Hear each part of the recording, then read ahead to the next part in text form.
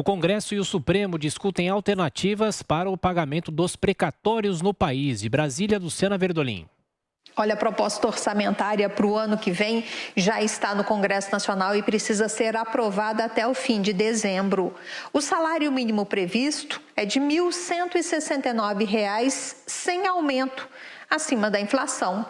Por conta do orçamento apertado, como aconteceu nos anos anteriores, não há previsão também de reajuste do funcionalismo, que deve gerar uma grande chiadeira.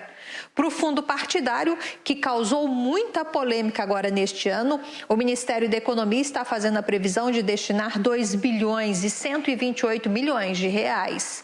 Desse total, metade são emendas de bancada.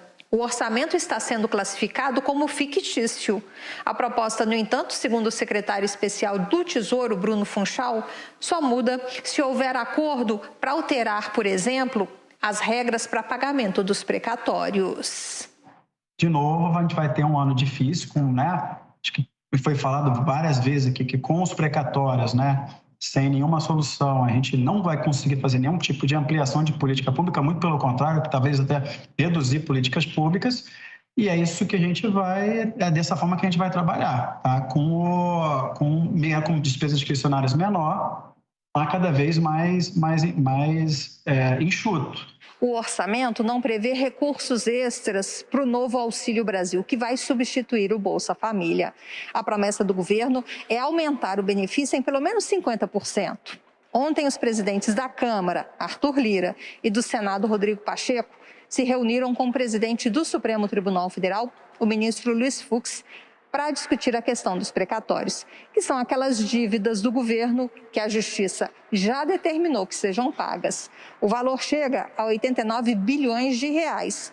O governo quer rolar mais da metade desse valor para garantir uma sobra no orçamento. O presidente do Supremo lembrou que esse foi apenas o primeiro encontro, que ainda é cedo para falar em qualquer tipo de definição.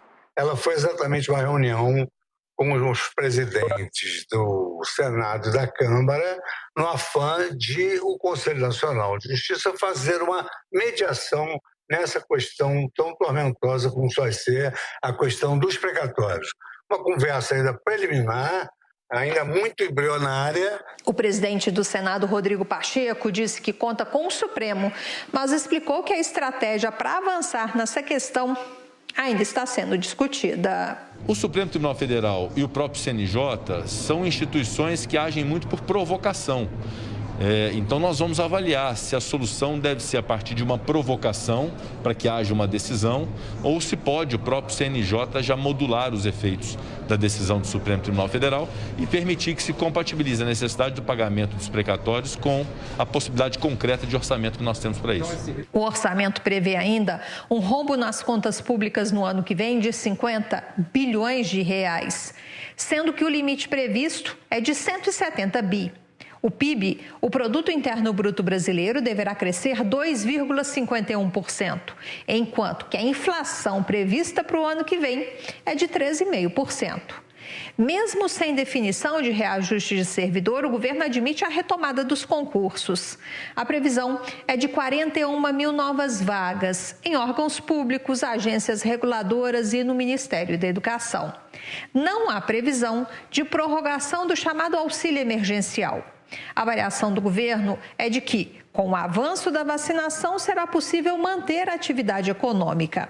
Até para garantir que os números da doença permaneçam sob controle, o orçamento prevê 3 bilhões e 900 milhões de reais para a compra de vacinas contra a Covid. Depois da determinação do Supremo Tribunal Federal, o governo destinou também 2 bilhões de reais para a realização do censo.